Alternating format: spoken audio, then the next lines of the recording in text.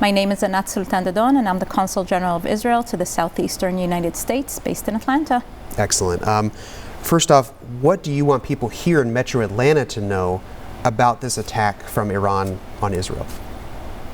I think the most important thing to understand is that this attack and Iran's fomenting of terror in the region extends far beyond Israel and the Middle East.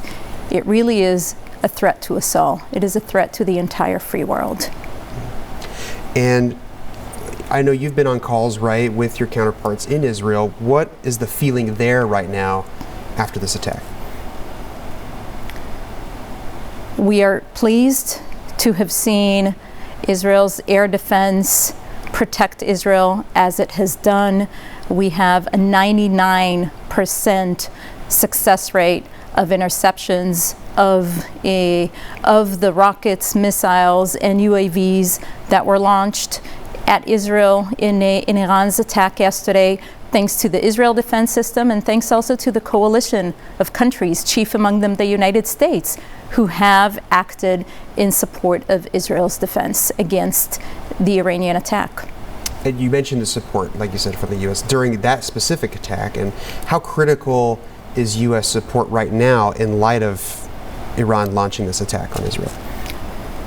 The Israel-U.S. alliance is always of incredible importance. It was of importance yesterday. It will continue to be of importance. And that is why we continue to remain in close contact with our American friends. Yeah.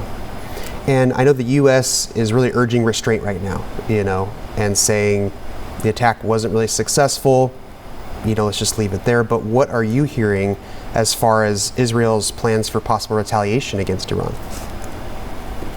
We, of course, remain in close talks and coordination with our American friends. Israel is assessing the situation and will take the necessary steps in order to ensure that we defend our country and our citizens, as is the responsibility of any sovereign nation.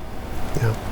Now, Atlanta Police Department, I don't know if you saw, issued a safety alert saying that they're monitoring the situation, and right now there's no credible threats here, but that they are keeping a close eye on places of worship, synagogues, and things like that. What's your reaction to hearing Atlanta Police Department, our major law enforcement agency here in Metro Atlanta, issuing the safety alert in the wake of these attacks? For the past few months, we have seen the Atlanta police take very seriously threats against Jewish targets, which unfortunately are not a new occurrence. And I think that we are grateful to the police that they are aware and determined to address any threat to any person or place of worship here in Atlanta, especially at a time when anti-Semitism levels are so high. How closely do you work with them or other law enforcement agencies here in Metro Atlanta, in Georgia, to protect the Jewish communities here? Well, it is, of course, the Jewish community that is in touch with law enforcement in order to ensure the safety of its institutions, of its members. We, of course, separately are also in touch with the law enforcement in order to ensure that those who wish to carry out any attacks against Israeli or Jewish targets not succeed. Yeah. And is there a heightened security just at the consulate itself in the wake of this? In all Israeli missions all around the world, we are always alert and well aware of the fact that unfortunately there are those who seek to harm us, whether in Israel or abroad. Yeah. And, should people here in Metro Atlanta, Jewish communities here, do you have a warning for them, right now during this time? It is not for me to warn. I think that we are all hearing loud and clear the messaging that is coming from the terror state that is Iran, from its terror proxies. We have heard threats made not only to the Jewish state, but also to the Jewish people. And I think that it is the international community that should be taking heed of these threats because they are unacceptable. They are unacceptable when made against Israel, and they are unacceptable when made against the Jewish people. What's your reaction to hearing, again, the U.S. saying they fully support Israel and the right to defend itself, but that they wouldn't necessarily help in a retaliation against Iran for this specific attack? We have seen last night the coalition, the international coalition, take a very clear stand in the face of Iran's attack. And I think that what we need to see now is the international community addressing Iran for what it is. It is a terror state. We need to see the international community, the whole world, designate the Iranian Revolutionary Guard Corps as a terror organization. We need to see sanctions and measures against Iran's strategic programs, be it the ballistic missiles, be it the nuclear program, be it its space program. All of these are a threat to Israel, they are a threat to the region, and they are a threat far beyond. We are seeing Iranian UAVs now being used to attack Ukrainian citizens. The threat has to do not only with Israel, and it needs to be addressed by the entire international community. And that kind of goes to what you were saying before, that this isn't just a threat against Israel, this is a threat against Correct. all. So are you saying that if left unchecked, this threat could spread to other countries like the U.S.? Iran makes no secret of its aspirations. Yes, Israel is the enemy. America is the enemy. The free world is the enemy.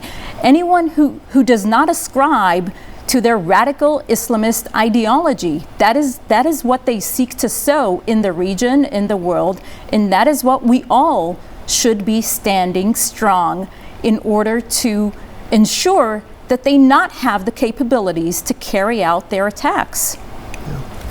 And I know you said earlier they're still assessing, right, obviously in response to this, but is there any indication that Israel will retaliate against Iran? The Israeli government, the Israeli Prime Minister have stated that Israel will take the action that it deems necessary in order to protect our country and our citizens, again, as is the responsibility of any sovereign nation. But is there a concern that if they do retaliate, that will escalate it even further into all-out war with Iran? I think that in the face of terror, just like in the face of the terror attack that we faced, the massacre that we faced on October 7th, which was perpetrated by Hamas, by the terror organization, which is a proxy of the Iranian regime, because Hamas could not have carried out the attack that it carried out on October 7th without the funding, the guidance, the equipment, the training, and the support that it receives from Iran. Just like that terror cannot go unchecked, because the alternative is to sit by and be slaughtered again. That is the case also with regards to a terror state that not only makes the threats, but acts upon them. We cannot allow for them to be able to act upon their threats. Is there any concern about the impacts that happen? Because we've seen a rise, unfortunately, in anti-Semitism since October 7th, and here too, Georgia's not excluded from that, and Metro Atlanta. Is there a worry that if this conflict escalates even further in the Middle East, that will continue the rise of anti-Semitism here locally? I think the rise in anti-Semitism should be of incredible concern, not just for Israel and for the Jewish community, but for the entire and wider American society. The fact that there are demonstrations of hate and anti-Semitism on a regular basis here in Georgia, on streets, on college and university campuses, these celebrations of hate, they should be of concern to everyone. Absolutely, it is of concern to us, but really it should be of concern to anyone who stands for life, for freedom, for humanity, in the face of those who are glorifying death and are being supported. Just outside our consulate in Atlanta, one of these demonstrations included the waving of a Hezbollah flag. They're not demonstrating for the Palestinian people, they are demonstrating for terror.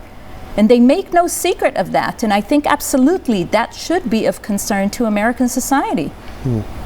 And that gets tough though, right? Because I've spoken to a lot of these demonstrators, and you're right, some of them are very extreme. They say things that do promote, but some of them just seem solely concerned with the loss of life in Gaza and the high death toll from the war in Gaza. So, I mean, how do you separate that out between the people who genuinely just want to see the end of the loss of life And the people who, like you said, maybe want something more extreme and more against Israel. Well, for anyone who genuinely cares about the Palestinian people, who genuinely wants to see a ceasefire, they should be using their voices and turning their calls to Hamas. Hamas could end this war today by surrendering, by releasing all of the hostages, and by laying down their weapons. The calls for a ceasefire should be directed at Hamas. We do not want to see a loss of life. We did not choose this war.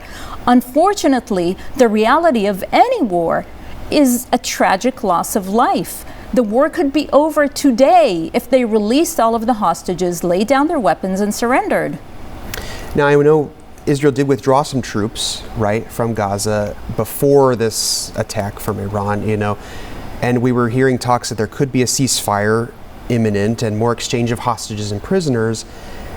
How does this attack from Iran affect that, or does it affect possible chances for another ceasefire? Well, unfortunately, the latest response from Hamas to the offer that the negotiators put on the table was again a rejection of that offer. They have no interest in a ceasefire. They have no interest in a release of the hostages, and they have no interest in what is in the best interest of their people. They have no concern for their people. They are willing to sacrifice all of their people for their agenda that is not a political agenda. Their agenda is a genocidal agenda. They are focused on the destruction of the state of Israel rather than on the building of a future for their people. Yeah. And thank you so much for your time here. I think the last thing I want to ask you is, what do you want local leaders here in Metro Atlanta, Georgia, and just people here to do in response to this attack from Iran? I think that the stand against terror should be a firm stand no matter what that terror organization is and where that terror organization is. And that is true certainly for a terror state. And we would like to see, just as we are seeing the United States stand shoulder to shoulder with Israel against this terror state, we would like to see anyone who stands for humanity to stand with us in the face of this terror state and all of its terror proxies. On that note, we talked about the APD safety there. Do you feel that there's enough support from local leaders, local law enforcement here in Metro Atlanta? In leaders, we have seen Governor Kemp issue a strong statement of support of Israel and against terror. We have seen also the Georgia State Legislature issue, the bipartisan Georgia-Israel Legislative Caucus has issued a clear statement of support condemning Iran. And I think that that is what we are seeing very broadly in the state of Georgia. And of course, law enforcement has been and remains committed to ensuring that hate is not able to carry out any attacks here. And I hope that we will see more and more take a firm stand against terror. Should the Jewish community here be concerned about a possible escalation of the war in Gaza right now? I think the Jewish community, the Jewish world, has a concern, of course, when the Jewish state is under attack. And not only when the Jewish state is under attack, but when those who are attacking the Jewish state make no secret of the fact that the Jewish people are their enemy. They call to attack Jewish institutions and the Jewish people abroad. And I think this should be of grave concern to all of us. Thank you so much for taking some time to speak with us. Really appreciate your time. Thank you. Thank you.